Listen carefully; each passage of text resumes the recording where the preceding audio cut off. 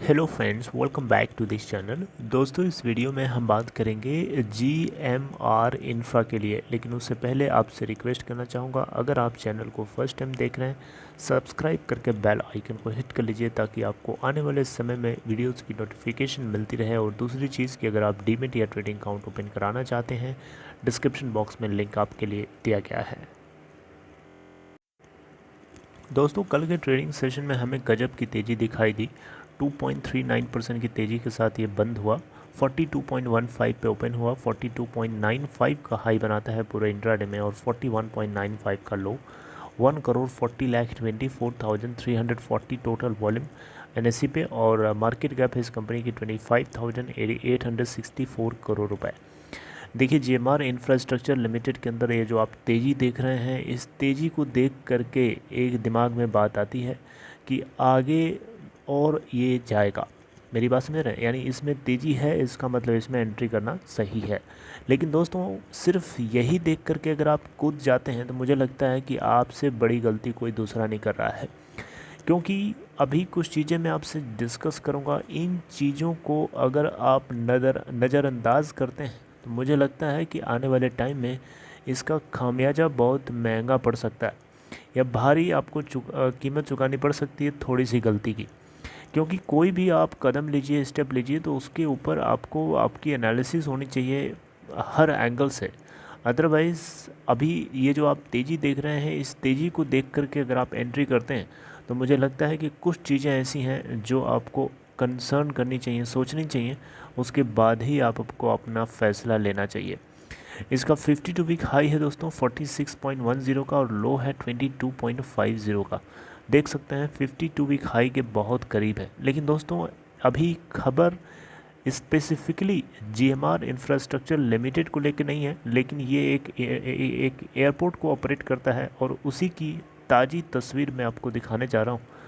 आप खुद देखिए, ये इंदिरा गांधी इंटरनेशनल एयरपोर्ट की तस्वीर है। ये लॉबी एरिया है और यहाँ पे ये सोशल डिस्टेंसिंग के रूल को फॉलो नहीं किया जा रहा है।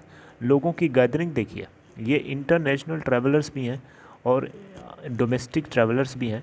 और इंटरनेशनल ट्रैवलर्स के लिए, डोमेस्टिक ट्रैवलर्स के लिए स्ट्रिक्ट गाइडलाइंस तैयार करी है सरकार ने, ताकि ओमिक्रॉन जो नया वेरिएंट है कोविड-19 वायरस का, वो देश के अंदर फैल ना पाए।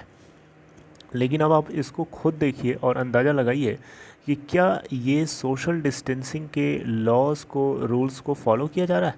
तो इस हिसाब से तो फिर ये फॉलो नहीं किया जा रहा है, ये तो फिर फ्लॉट किया जा रहा है। तो उस हिसाब से तो फिर ओमिक्रॉन वायरस अपना रूप ले लेगा। तो इसीलिए आप लोगों को सावधान करने के लिए, आप लोगों को इस चीज़ का, आप लोगों का अटेंशन इधर ले आने के लिए मैंने सोचा कि एक वीडियो के ज़रिए आपको बताना ज़रूरी है। देखिए, huge crowd at Delhi international airport एमिड Omicron threats. ये एक बहुत बड़ी धमकी है वायरस की कि अगर आप लोग सोशल डिस्टेंसिंग के रूल को फॉलो नहीं करोगे तो वायरस फैलेगा। भगवान न करे ऐसा हो, लेकिन जिस तरीके की सिचुएशन है, इस तरीके की सिचुएशन को देख करके मुझे लगता है कि आपको अपनी जगह से सावधान हो जाना ही बेहतर है।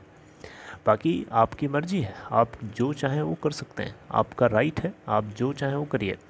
लेकिन आपको इन बातों को दिमाग में एक बार रखना चाहिए, सोचना चाहिए, उसके बाद आपको फैसला लेना चाहिए।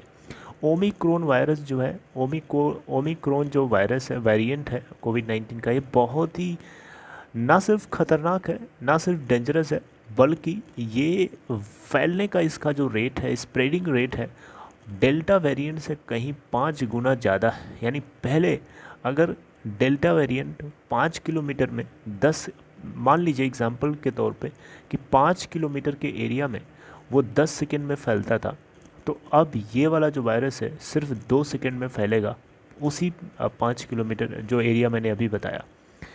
यानी इसको मैंने एग्जांपल के तौर पे समझाया, एरिया की यूनिट किलोमीटर नहीं होती है, सो सॉरी। आप इसको एरिया वाइज देखना चाहते हैं तो ऐसे समझिए कि 10 किलोमीटर स्क्वायर के एरिया में डेल्टा वेरिएंट अगर 10 सेकेंड में 10 मिनट में फैलता है, तो ओमिक्रॉन वायरस उसी 10 किलोमीटर स्क्वायर के एरिया में 5 गुना तेज़ फैलता है, यानी 2 मिनट्स में फैलेगा। मेरी बात समझ रहे हैं? तो यहाँ पे कुल मिला जुला के ये मैं आपको इसीलिए बता रहा हूँ कि ओमिक्रॉन वायरस की स्प्रेडिंग रेट बहुत फास्ट है। अगर लोग इसी तरीके से ढिलवाही करेंगे, इसी तरीके से अगर रूल्स को फॉलो नहीं करेंगे, तो मुझे लगता है कि स्ट्रिक्ट लॉकडाउन देश भर में लगाना पड़ सकता है। ऐसी सिचुएशन हो सकती है, मेरी बात गलत भी हो सकती है, लेकिन भगवान न करे कि लॉकडाउन लगाना पड़े।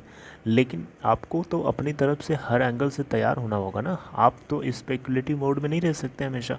आपको, आपकी ज़िम्मेदारी है कि इन चीज़ों को आप ध्यान में रखिए और उसके अकॉर्डिंग आप केयरफुल रहिए, right, before taking any decision.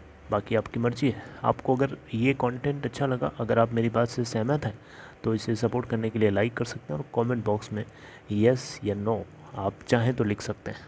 Take care friends, see you next time.